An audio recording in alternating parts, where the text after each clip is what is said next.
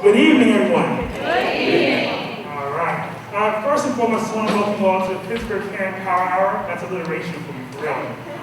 You guys definitely could have been anywhere in the world, and tonight, safely warm beds, and decide to come out and participate in our Pittsburgh Parent Power Hour. Just be mindful of time and also make better. We're going to have a hard stop at 7:30. Your safety is most paramount, so we want to be able to get you in and hear your voice, take your questions, and then get you on the road so that you can see you another day safe and sound. How's that sound? Great. All right. For those that don't know me, my name is Vincent French. I'm the newly appointed Equity Inclusion Coordinator for Pittsburgh School District. Been here since November, and it definitely has been a whirlwind. Meeting various constituents within the neighborhoods, within the town of Pittsburgh, different committees, talking to parents, talking to students, and various stakeholders within and throughout the district. And I've learned a lot. One thing, though, that I must share, with just this changing tide of the world and changing tide of times here in the city and just here in the town, one thing that I've noticed and I've appreciated is how Pittsburgh has continued to go about business. And I mean in how we continue to be collaborative. So, just coming in, I was very surprised at how Pittsburgh is very collaborative in their decision making. Right? I liken it to almost like a desert, right? A vast desert where the sand continues to shift and move around. And Pittsburgh's there, right? Like a sure-footed beast, walking very slow and methodically, very calculated almost. And as the sand is continuing to shift in the feet, we're moving very sure. And so in some respects, that could be both a gift and a curse because it's never moving very slow, but we're moving very methodically, trying to build that fence together with the intention of making it very difficult to tear it down if everyone's helping to build it, right? So I just want to share with you tonight. And this is one of the platforms that we are happy to be able to have and have you here to be able to speak to and hear your questions. And we look forward to having more of these events to continue to build and do the work of equity here in Pittsburgh. So just for our agenda tonight, we have three main portions of it. We'll have an update on our student voice. We're going to be focusing on our equity goal plan, but mostly just focusing on student voice. Right? And then from there, we're going to have administrators from each section share out, from elementary, middle school, then our high school. And then from there, we'll have our questions and answers. How does that sound? Good? Just for a note, there will be some index cards being passed around during our question and answer. There may also be a microphone so that we can hear your questions. But please, if you have a question, please use the index cards that are there on the table in front of you. Jot down your questions so that we don't lose it. So here's our student voice. These are pulled right from our equity plan. You can take a look at them. I'm not going to speak to all of them, but I will highlight some of them. One of our main goals that we started before I started in November, moving into December, was starting a student advisory council in which students from both high schools, Minden and Pittsburgh, will be meeting with the superintendent Carroll to discuss issues that are happening within their school and then also just Pittsburgh proper. Students have done wonderful work. Students have been able to provide what they hope to see in Pittsburgh Central School District. And also provided a platform for student voice. Many of those students were represented during our Black History Celebration, where they read 28 days. And then they'll also take part in our Nazareth College's sponsored Global Citizenship Council as well, too. So that's great. We also see there in our K-5 buildings where teachers are hosting circles within the classroom. And I'm also aware that the principals sometimes come into those meetings with the students to take part, but students are able to voice their concerns. And it kind of doubles almost as an SEL as well, where students are able to share what's going on in their own world and be able to process that information and form meaning. Also there for our ILT, representatives from each building are then able to then meet with the principals within the principal advisories. And then that information is then shared out at the ILT. It also comes to the Board of Education meetings as well, and share that out during also the PDLT as well. Another issue that we have where student voice is important is having representatives come through to provide diverse platforms for students where they hear voices and speak to goals of equity. Then one of our measures that we started was the code of conduct. We had 4 or 5 different student representatives come through from the high school level, both Southern and Minden, to be part of that process. All part of the process, phase 1, 2, and 3.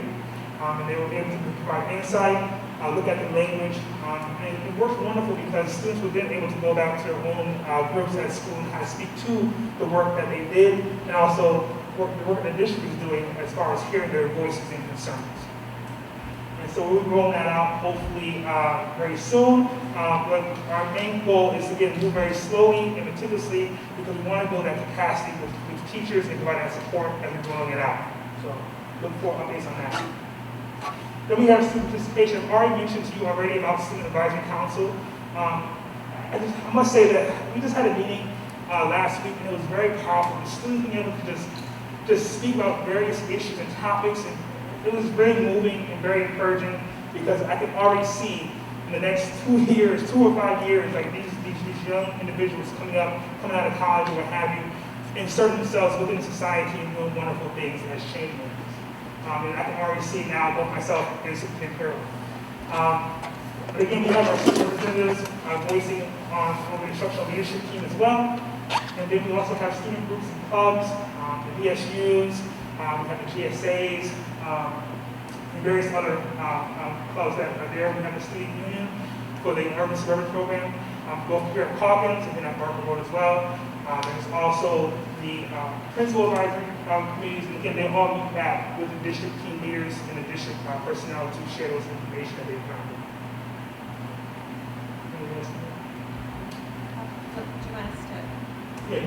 Introduce who's here. Hi, good evening, everybody. I'm Shayna Kataya. I'm the Director of Student Services, and we're really happy to have representatives from our principals from all different levels. I'll let them introduce themselves.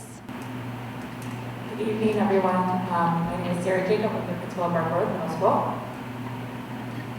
Good evening. I'm Melissa Julian, the principal of Mendon High School.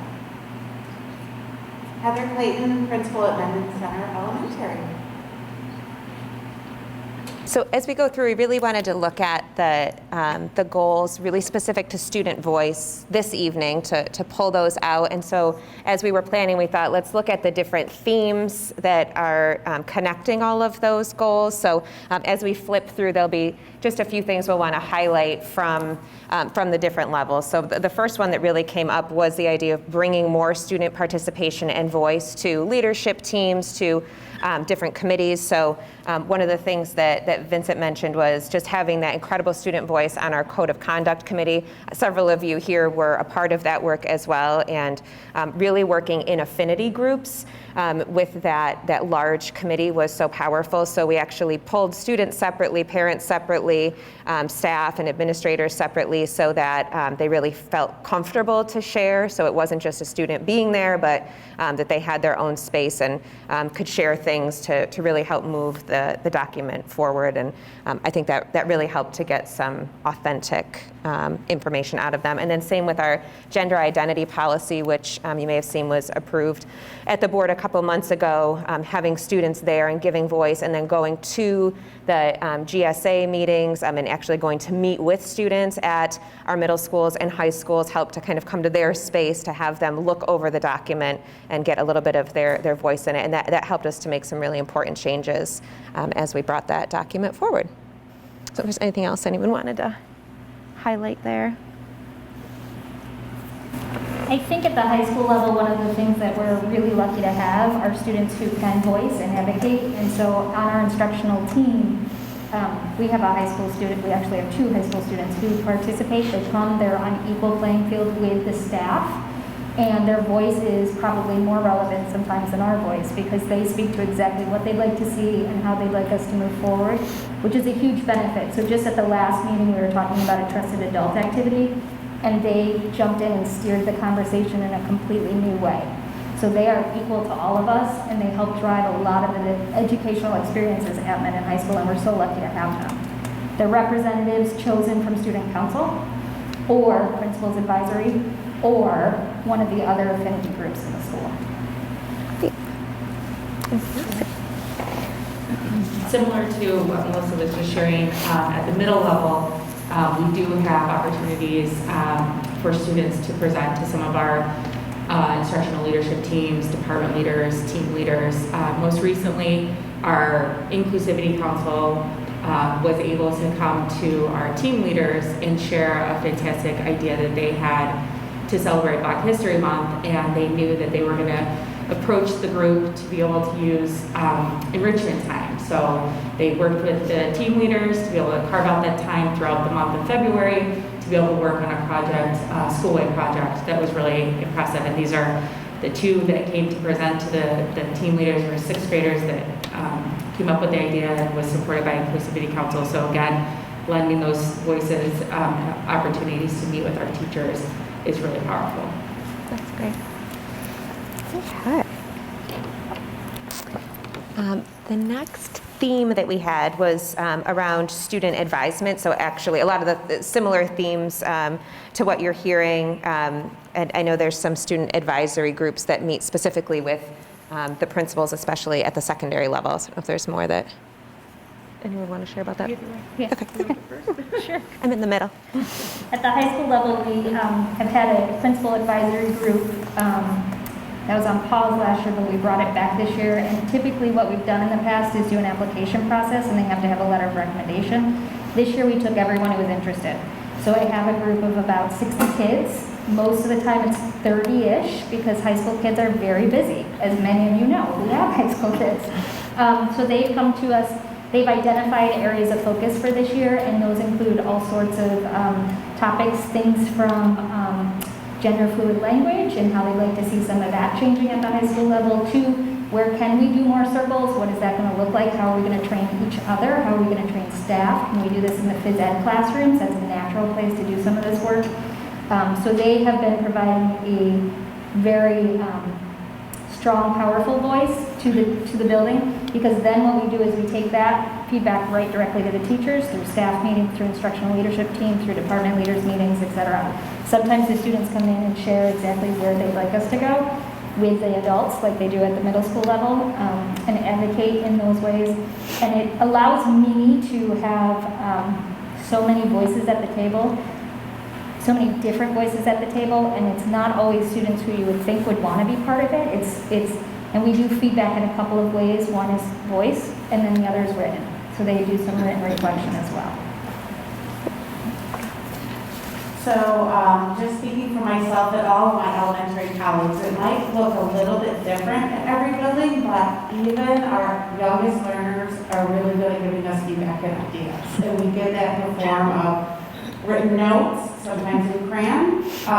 We might have students come down and make appointments with us. We have lunch with students. We're constantly soliciting feedback from kiddos, even at the early levels. A lot of it tends to center around bus and recess. A lot around recess. Can it be longer? Can we have this day? But it does get back to how do we include everybody, how do we engage everybody, how do we make everybody have a great day, learning and growing together. So our students, even though they're little, have really important ideas to share with us, and we enjoy hearing them very much at the elementary level. Actually might leave this with you, Heather, because I think you can kick off community building. One of the goals that you saw that Vincent highlighted was around the community circles and morning meetings, and that looks a little bit different at each level, but it's something that's really been fine-tuned this year and has really taken off. So in every elementary building, K-5, almost daily classes are having class meetings and or community circles. And a class meeting is composed of 4 parts. There's a greeting, and what's really cool about the greeting is every student is greeting another student by name. Every child hears their name said positively by a peer every day. It's not the teacher taking attendance, it's the students greeting one another. There's a share portion of the meeting, and sometimes the teacher will set the topic for the share, and sometimes the kids will set the topic for the share. Again, every child's voice being heard. Some sort of quick activity to energize and engage the kids, and then a closing portion of the meeting. But the kids look forward to it. It's a critically important part of the day. Sometimes teachers will also have closing meetings, just to close out the day on a positive, reflective note, set the stage for the next day. We also have community circles, which center more around passing around a talking piece, having some sort of relevant topic of discussion, and kids do a lot of group problem solving in those scenarios. And again, it's something we see in all of our elementary buildings. It's very much about the fabric of the day and the culture in our schools. Our kids also have voices in setting norms in the classrooms, in the cafeteria, and for recess, and even when we have discussions about what behavior and inclusivity looks like on our buses. So lots of student voice in that. I'm sorry, Heather. Yeah. Can you just talk a little bit more about, because I've seen the circles. Yeah. Like, so this is a PowerPoint slide. Like, can you just be really real? Sure. Like, give examples of what things are like that. Because I've seen them in Spanish, I've seen them in English. It's the best. So, and if you're an adult visiting a class, you just join right in, and the children turn to greet each other. You know, good morning, Melissa. You say good morning, Heather. And if we agree we're going to do it in a different language on a certain day, the children make decisions about what types of greetings to use. A lot with different languages or sign language, and the children are not always in the same order either. So they're mixed up, and they really get to know one another's names. It might be a simple share, as if, like, share one tradition important to your family, or one highlight of your evening, or one thing that worries you at school. But again, it's every single voice heard in the conversation, and the kids learn to make eye contact, respectfully listen to one another, hear each other's perspectives and ideas. It's a really exciting time to be in a classroom, and the teachers really backstage in that. It's the kids communicating with the kids. And we find that the peer-to-peer relationships are so critically important at elementary to develop those. And you just hear some really honest things from children, and it speaks a lot to the communities that are developed in the classrooms where kids feel comfortable to do that, to be vulnerable around each other and speak their truth and be honest. Sometimes there's tears, sometimes there's a lot of laughter. It's just a really genuine, safe space for all kids. Our counselors push in and sometimes lead circles if it's a really, maybe it's a really sensitive or fragile topic. But we use that as an opportunity for professional development for our teachers too. So we have some staff members really trained in the circle process. And they'll go in and facilitate while the teacher's an observer or participant, and then the teachers are leading it from there. So it's been a lot of job embedded professional development around that too. And also doing that community building kind of thing with staff as well in meetings and superintendent's things. So I would just also add that it's because you're downplaying it still. Sorry. It's actually it's a beautiful process. These were beautiful. Because the students are looking at each other in a very vulnerable spot and turning to each other and calling them by name. And if they forget their name or how to pronounce their name, they're asking how to do that. And they're doing that in Spanish and in English. And they are volunteering information is personal. And students are so respectful around every circle that I've been a part of. Yeah. And it's a beautiful thing. If there was a spotlight on that, so people can see a point in time, what happens at the elementary schools to start off the day. It's remarkable. Yes. And even with COVID, when we had to be spaced out, it's still a very intimate setting for the kids. And it could move you to tears, really, to see these little ones facilitating these conversations. One classroom has like a worry monster, and the first graders write their worries and stuff them in the monster, and they might pull a worry out and share it in a circle. And the kids will all relay, oh, I have that worry too, or that's happened to me, and it's okay. And they really learn empathy. Because that is a huge thing for us at elementary is empathy, perspective taking, appreciating and recognizing our differences and celebrating them. So I spoke last time if you want. Do you want anything else? I think Heather. Is that enough, Mike? No, I'm just kidding. No, I think one of the One of the great things as this has grown through the levels too is the more comfortable teachers become with the circles, it doesn't become as much of an event. So I was just in a classroom where the teacher said, you know what, let's circle up. And the kids had moved themselves, moved their chairs, and were in a circle within less than a minute. And they knew the rules of engagement, they knew exactly what was expected of them, and they could go around and they were really processing something that had happened, it seemed like, before they had come back into the classroom, either in line in the hallway or at recess. And so it's really powerful to see that becoming just a natural part of the school day. So we've been using circles to connect with students, specifically the students impacted by the busing issues with urban-suburban. So we brought them together in a circle run by one of our social workers, and they shared exactly how they were feeling in that time and how they did not feel supported, not by the district, but by the people in their own communities, and what did that look like. And we did a second circle with them, bringing in representatives from other districts and RTS. And the RTS individuals were amazed at how the students were so involved and had the voice and were able to share exactly their perspective, and it changed the opinion of the students because they saw people come in and care about them and want to make changes. So the circle was extremely powerful in that situation. We also had 5 circles today in the building, which were run in classrooms and then done for wing time, where we discussed racial issues revolving around microaggressions for Black History Month that students could come volunteer and sign up for during wing time. So they've definitely been moving forward at the secondary level. Our teachers are embracing them in ways we didn't know that they would, and it's been making really positive changes.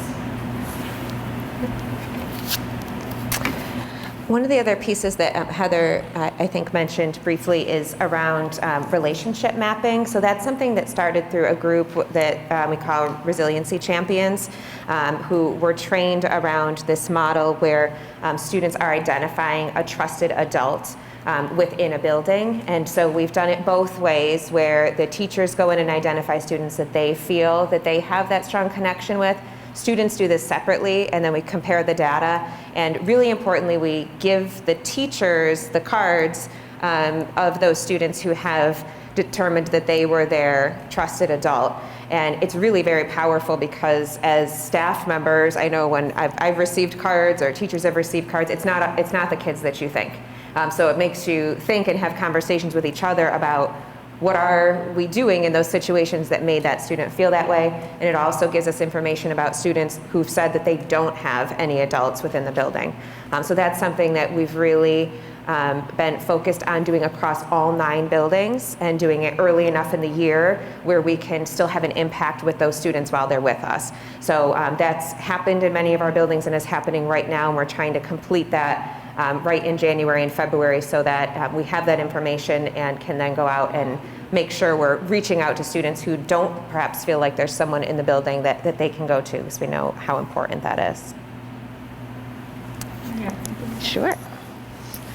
I think at our growing in the middle of the process of looking at those students that did not identify a trusted adult and how we're going to make those connections. But I think also in just the short couple of weeks since we were able to provide our staff with those cards of students that listed them as a trusted adult, I myself have noticed our capacity as a staff and our confidence as a staff to be able to implement some of our Tier 1 SEL strategies within the building has increased. So typically, where maybe a counselor might be solicited to help a student, we are able to tap into another person who now has that revived confidence, knowing that that student in particular has identified them as that powerful person in their life and in the building. So I think that that's just a very cool, immediate reaction to this exercise. It's been really fun to see. Sure.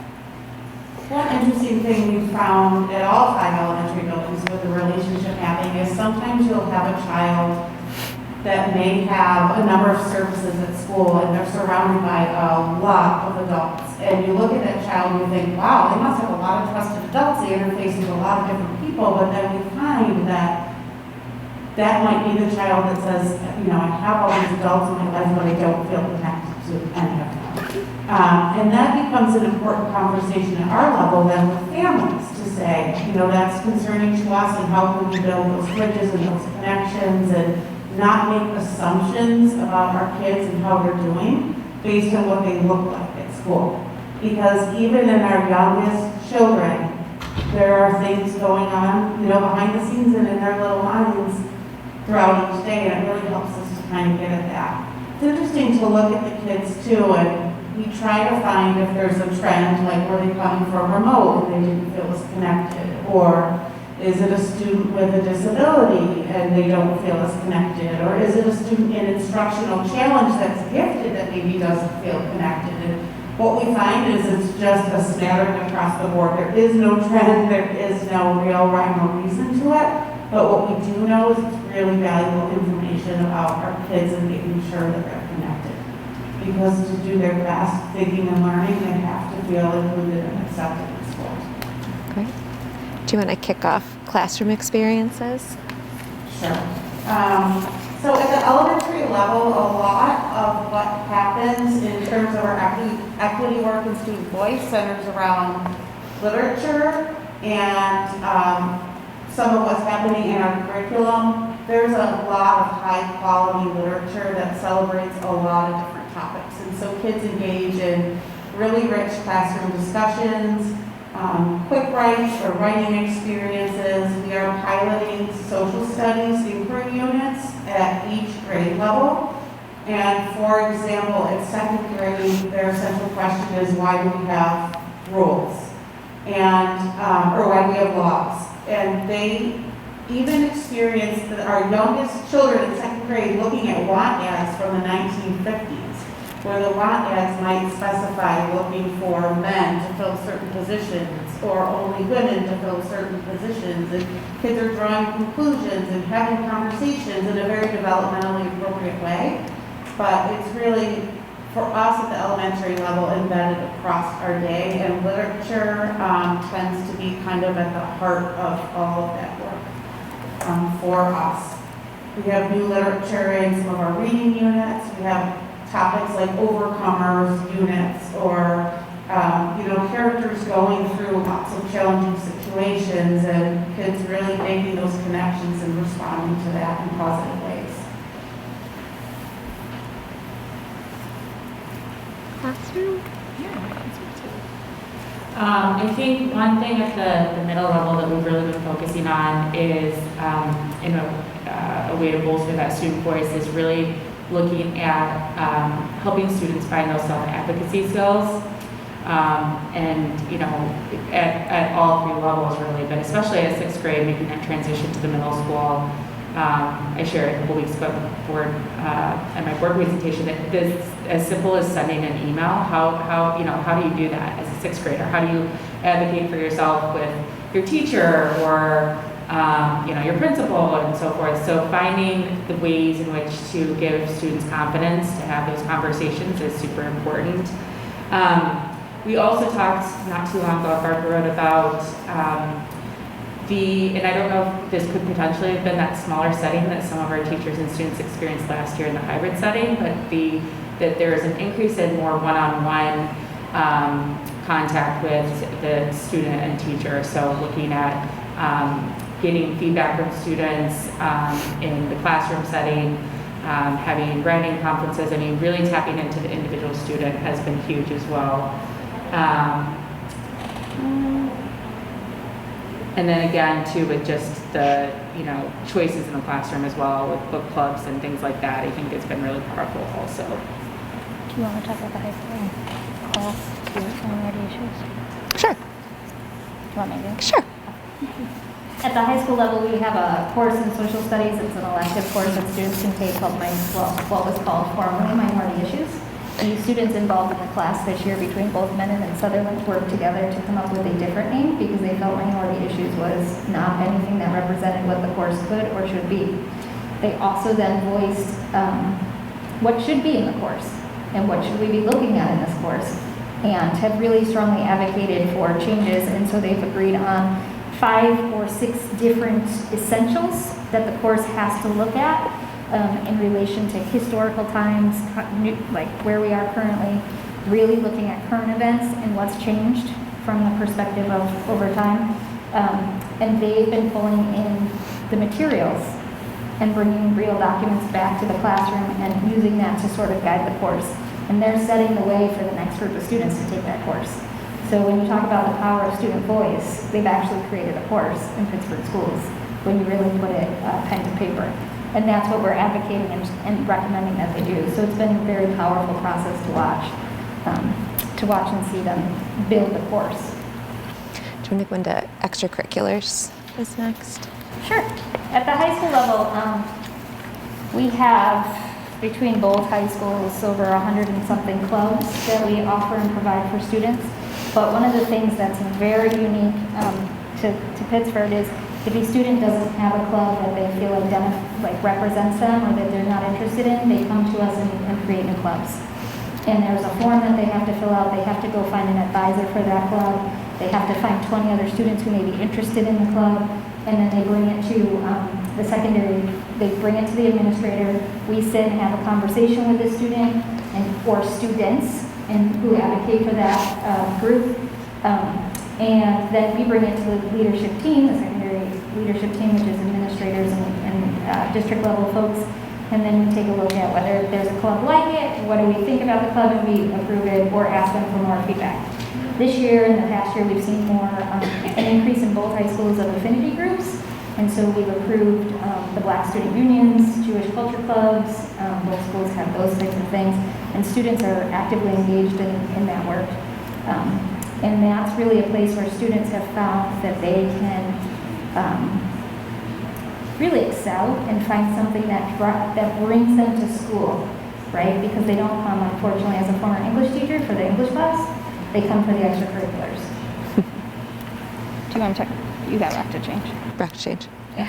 Yeah, one of the other groups, we actually just had them come back together, is Rock to Change. I know, Vincent was able to be there with our students this year. Anything else you wanted to add? Sure. Yeah, so I was very fortunate when I started to be able to attend the 12th annual Rock to Change Summit, which was held this year at St. John Christian College in the field house there. And they were able to come back and see how they learned there at Fisher and how to apply here within the school. So we just actually had a session a couple days ago at Southern High School where students met in the LGI room and they held a series of lunch and learns. And during these lunch and learns, they had some powerful conversations around the topics of microaggressions, stereotypes, and also race in social media. Things like just race and social media. And they would have wonderful conversations, and just sitting back and just watching these young leaders be able to speak about microaggressions and essentially educate each other as they're sharing different microaggressions and identifying what those were. And so these pictures that you actually are seeing, this one here, the one from the previous slide where you saw them holding up a red, yellow, and green paper, was actually from the actual lunch and learns. This one right here is actually from the social media, race and social media. And they had such powerful conversations. It was really moving to see, again, them having this conversation to be able to speak to what each topic was, very, very intelligent. They're looking to have some more. So one of the last things, I know we want to save time for questions as well, but a lot of the training opportunities that we've had for our staff and for our students have really come together this year and are noted in the equity goals. So we talked about the code of conduct and having students involved in that work. And a lot of the things that came from that were, how will everybody know, right? How will students know about changes that were made? So our students really wanted to make sure that we were being explicit and in each of our schools that information around the Dignity for All Students Act or the Code of Conduct are shared with students, but it's done in all different ways. And so this year, the Dignity Act coordinators, that's the person in each building of all 9 buildings who's responsible for the Dignity Act in that building. So they make sure that the process is followed. They work with their fellow administrators, teachers, students. We've been meeting monthly, and we've been taking all the documentation, all the resources that they use at every level and looking at okay, where does the training happen for our students? Where does it happen for our staff? How do we share this information with our families? And what can we do to agree upon some essentials? So we're pretty far in now in creating consistent resources, so every building at the beginning of the school year can say, we all agree, every student will see all of this information in this modality at this level. Every staff member will see this information about their obligations for the Dignity for All Students Act and under the Code of Conduct, and they're all going to see it by this date. So it just helps us to still allow for autonomy, because different things come up and we want every building to have their own culture, but promises that we're making to our students and to our staff that we're going to give them that common language and some common expectations. So those meetings have been really powerful because it's allowed us to calibrate as well, because as those administrators get together, they're always dealing with something.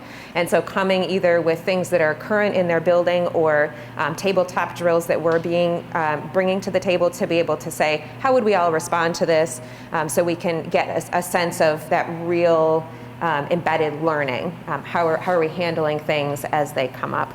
So we've been having some learning that's really led us to these equity goals, and as we're going through these equity goals and completing some of these projects, it's leading us to even more learning, including some events for our parents, so going and meeting with some of our PTSA members through the DEI committee and talking to them about DASA and about our equity goals, events like this where we're hoping to just regularly bring people together on a variety of topics so that we can continue to hear feedback from our community around what they want and what they need and different connections that they might need or information, and being able to do that in different ways. So we appreciate you all being here and being an active part in that. We do have all of your email addresses as well, so I know I'll turn it over to Vincent for questions, but we will be following up and asking you about things that you would like to continue to see,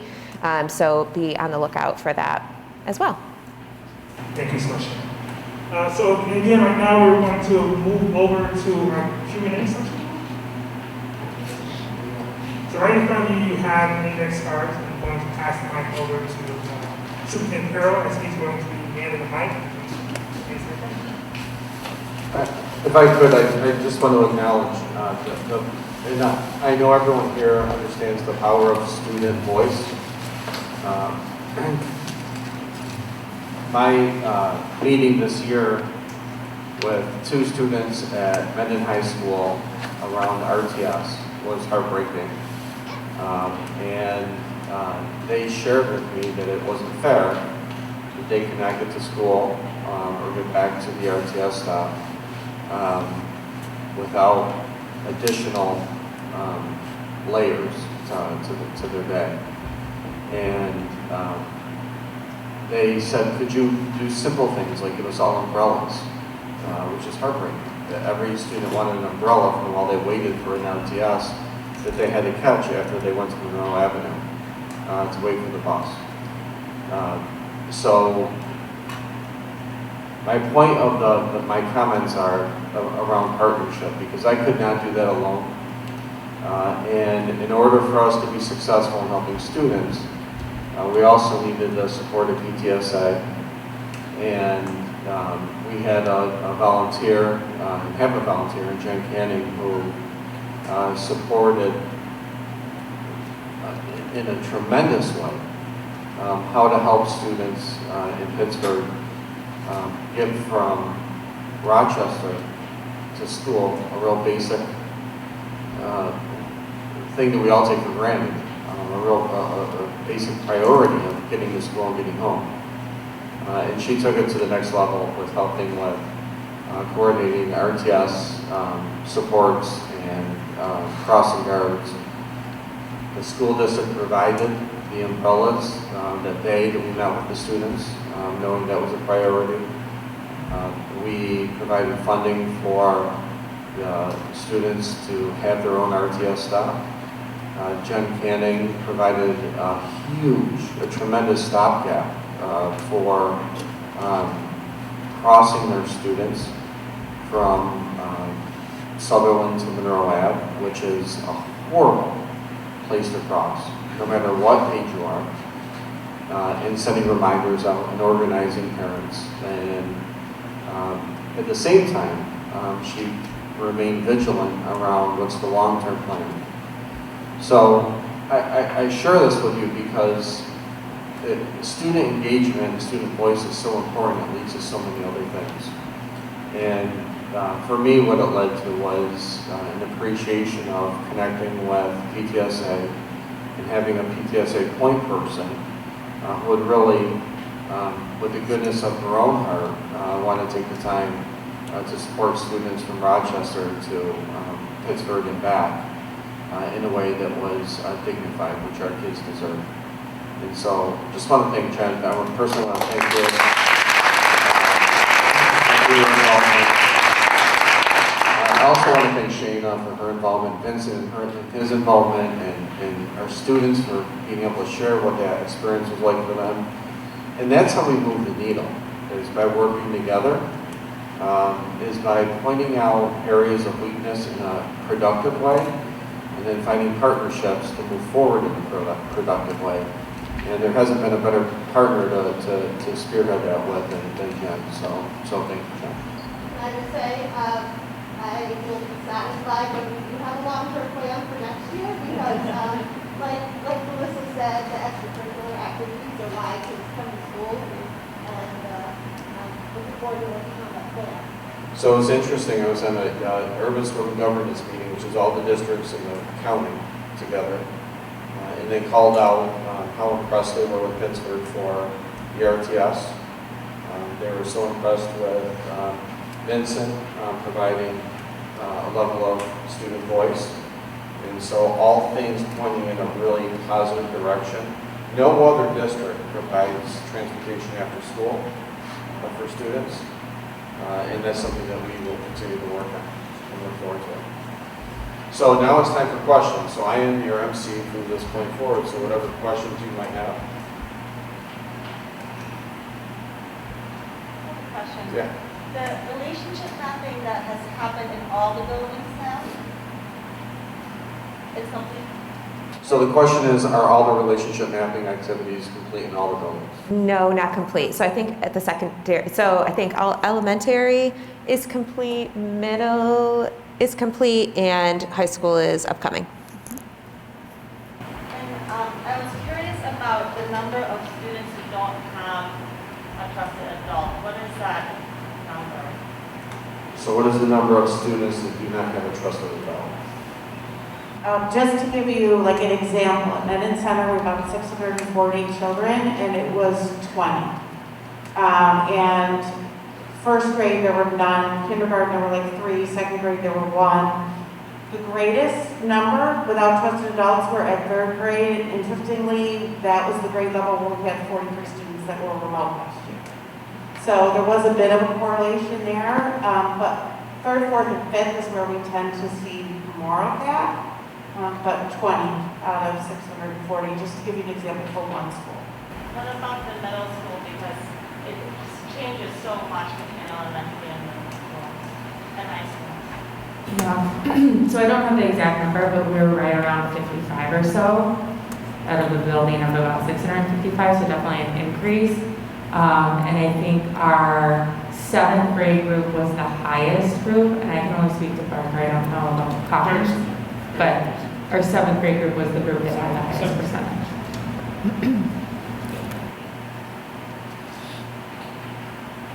So I think it's if you think back to when you were in middle school, and if we ever thought about the concept of the trusted adult, that really wasn't there. And this is a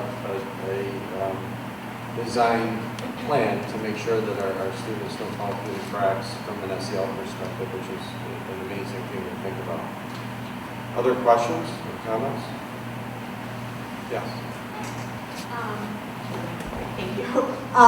First of all, from experience, I want to say, Heather, the circles are amazing, and from my sample size of 2, has given my kids so much confidence.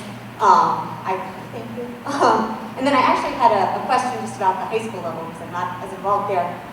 It sounded like a lot of the incentives have students who self-select to participate, and I was wondering how sort of a lot of the work that they do seeks out into the kids who don't self-select to be there, or do you ever find it sort of just like turns into an echo chamber of like-minded kids that can't break out? Great question. That's a good question. I don't, so we have what's called, well, between both buildings, we have diversity council is basically what we would call it. And we have what's known as student ambassadors, and the students on the diversity council choose to go to other clubs and activities and solicit information and share, so it becomes a two-way sort of conversation. In addition to that, we use our morning announcements like crazy to share and get information out to students, specifically the video announcements, where students create basically their own commercials and push that information out.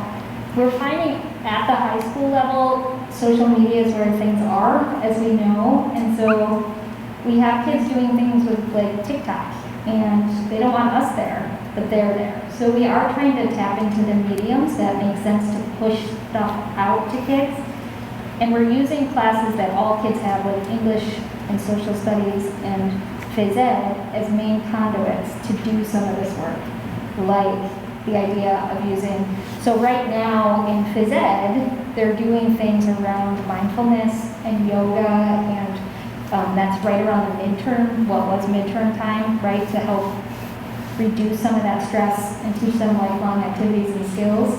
And so we're looking at using that same period of time to push out a lot of what we're seeing from the groups of students who are bringing us these things. And the kids are asking for them, right? Kids are asking for these things. So we're just responding to what they want, and how do we do that to bring other students in? And that's the beauty of an advisory council, because I can literally have this very difficult conversation with students and say, but how do you want to do it? Because I can't do it alone, right? So I'm not Mendon High, we're Mendon High. So what's your role in all of this? And they will come up with fantastic ideas. Like TikTok, but Ms. Julian, you're not in there. You're not in there. No, I'm not in there. You're not in there. Thank you. I hope that helps. Yeah, it did. Thank you. Kind of a related question to that. Kids who are experiencing frequent behavioral problems, are they being drawn into these circles? And, you know, I mean, I know you can't that mandatory, but it just seems like it would really benefit kids who are the frequent flyers, as we used to say when we were teaching, when I was teaching. I mean, one example is the ski bus. We've gotten a letter about some very poor behavior on the ski bus, and it was consistent. And not that this is your problem, but just for an example, is, you know, like, would that group of kids be pulled into a circle? Would that benefit them? The problems that were happening were causing a lot of hardship on the teachers and the other kids, so just curious. Shane, if I could just answer part of that. With the principals, almost, I believe every time there's any incident relative to behaviors against any of our marginalized population, they contact me, I think without exception. Would you all agree? And a big part of our plan is the restorative part. And so I think about a student, and I'm thinking about someone that's not on the panel right now, who ended up with a book study, a follow-up with the dad, the mom, the student, in addition to the consequences. And I believe that's across the board for everyone that we contend with. And I will also share that Vincent has been a voice and a presence that we have not been able to present to some of our students, especially of color, to make them feel comfortable enough to participate in any circle or in a restorative practice. So a lot of times, it's the involvement of Vincent or me or an outside resource for students in that restorative part. And I can't think of an incident where there has not been a restorative piece this year. Yeah, that's one of the big pieces when we look at that training we kind of glossed over around the code of conduct. The restorative piece is so important, and it is, you know, there are these proactive pieces you're hearing that are more global, tier one of the classroom meetings, having, you know, at middle school, every student in the school has been involved in circles, and it's really part of habit. But these ones that are in reaction to a response, there's not one exact method. We really talk a lot about it. So as these incidents unfold, we take the time to say, what's the best way to do this? There's been, I mean, I can think of situations with administrators where they've had a circle for an entire class, really in response to a situation where there was harm or potential harm or something happened that needed to be addressed, more than just the teacher saying, that's not appropriate, stop.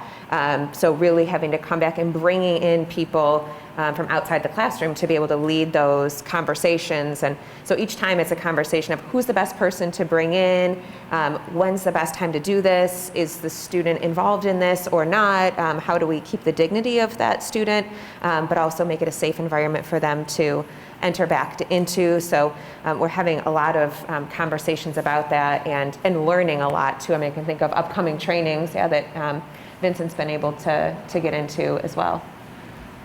I just want to speak to the restorative piece. I was actually able to sit in some of those sessions with students, and in which those people that we bring in are the school counselors and the school psychologists. And it's not just in that one moment. There is follow-up with those students. I myself typically go back to the schools, and I'm working very closely with the principals, both Melissa as well as Mark, coming into Minden and Sutherland High School, following up with those students that were part of those restorative circles. If they themselves were just individual being suspended, come back, kind of following up with them as they come back to the school population, just to see if everything was going okay with them, and just kind of give that support. You know, it's crazy. You're back into the school setting, you're back into our community, but then how is everything going? How are you being adjusted? Are you being triggered? Is there anything that's going on that has caused you to not feel comfortable? So it's a holistic approach, it's a kind of wraparound approach, really. And so I just kind of want to speak to that. Thank you. Other questions?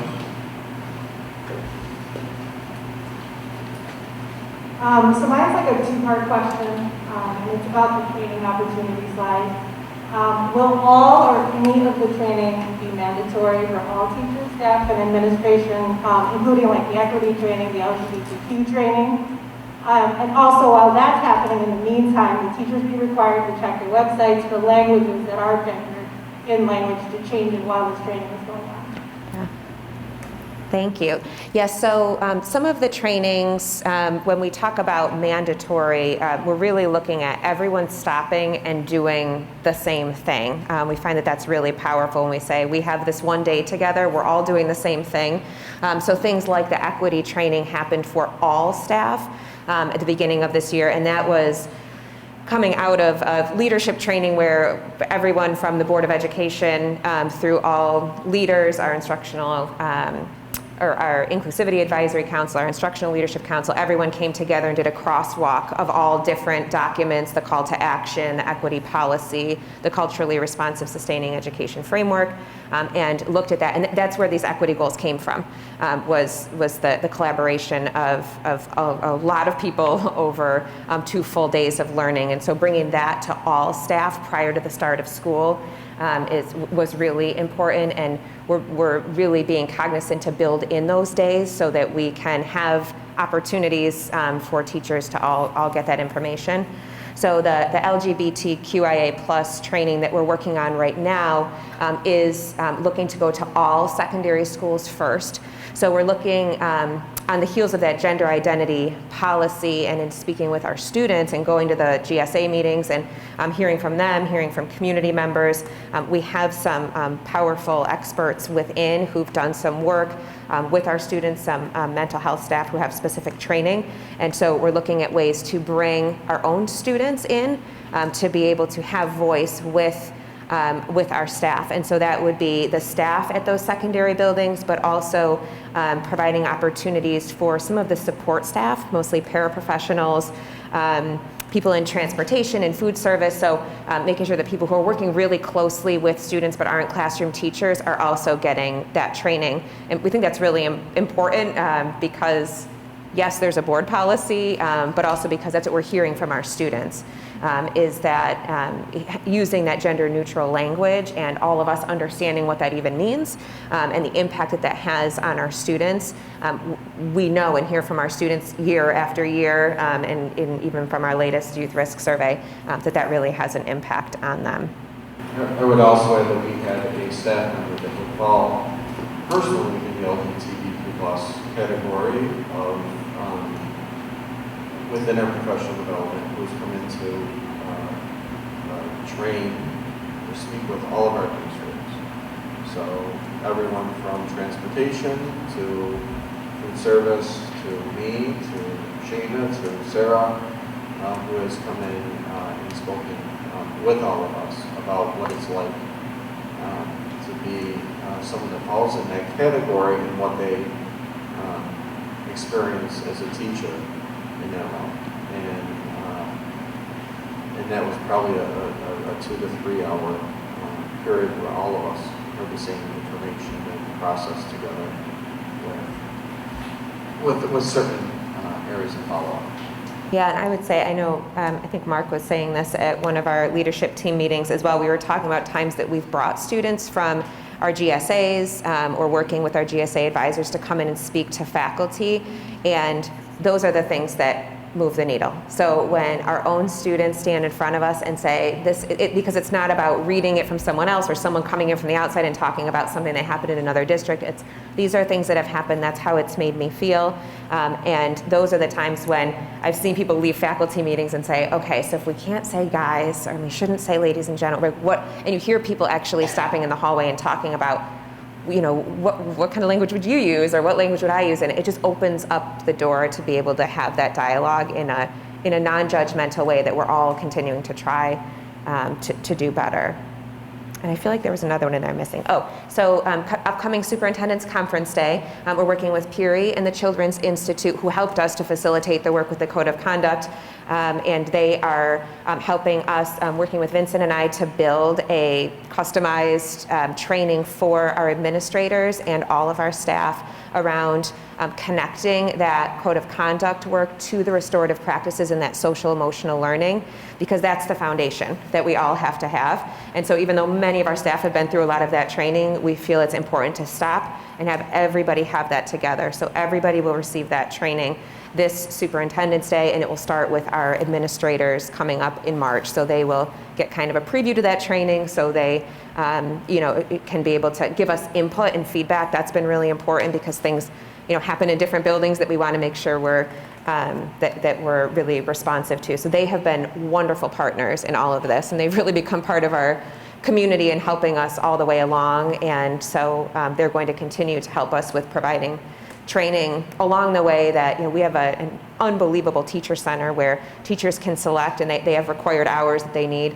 And there's all sorts of amazing trainings with people who come in from the outside and outside experts, and those are great. But sometimes we need to just stop and say, everybody needs this right now, and then we can always add on afterward.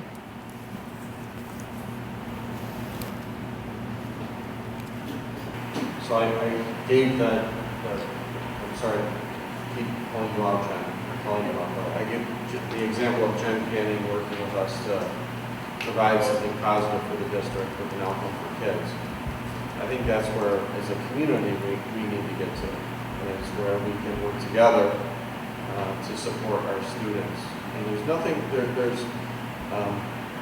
more sacred than to sit down with a student 1, 2, 3, or 25 in our advisory committee and hear them speak from their heart, what their experiences are, and what their vision is, what they want to achieve. I would ask everyone to think about where you were 20 years ago, what your school was like 20 years ago, 30 years ago, 40 years ago, where we are now, and where Pittsburgh is right now. Is in a place where all of us have changed. All of us, right? All of us have changed in the last decade. I would say all of us have changed in the last 5 years, where we want to learn more, we want to grow more, we want to do more. Our mission hasn't changed, but we're looking at what it is we need to do to align better with our mission. And a big part of that is looking at our students, seeking them out, listening to them, searching for behaviors that we didn't look for before, and then finding a solution to them. Tonight isn't about, it's not about race. It's about all of our students having the ability to feel a connection to school in a way where they can feel a sense of pride, a sense of love, a sense of validation. That's why we're in this position. That's why we joined education. The difference is we now have a lot more to learn because times have changed. We've evolved, and we need to continue to make sure all students, capital A, all of our students are feeling included all the time. And then we have to think about what happens when they're not. And when they're not feeling included, what is our response to that? And building our toolkit around all of our responses. I have to thank all of you for the people that are here for showing up because you're showing up. In the rain, in terrible weather because you care. We care a ton. And we're in this job because we love kids. And we love school. And we want to join with families in making Pittsburgh, again, the best community, not only academically, but across the board relative to everyone feeling a sense of belonging. I want to thank our principals and Shana and Vincent for joining us tonight. I want to thank all of you for being here tonight. I want to thank our board members for being here tonight. It's an amazing feeling. I wish there were more people here tonight. And my sense is there will be more next time, and this will continue to grow. So we chose the concept Power Hour because 2-hour meetings, starting at 7, ending at 9, are too long for people. So if we do these quick, short, 1 hour, 20, 30-minute presentations, Q&As, it's just going to help us grow and learn. So I want to thank everyone and ask you to drive safe tonight and cross your fingers for a snowy anymore.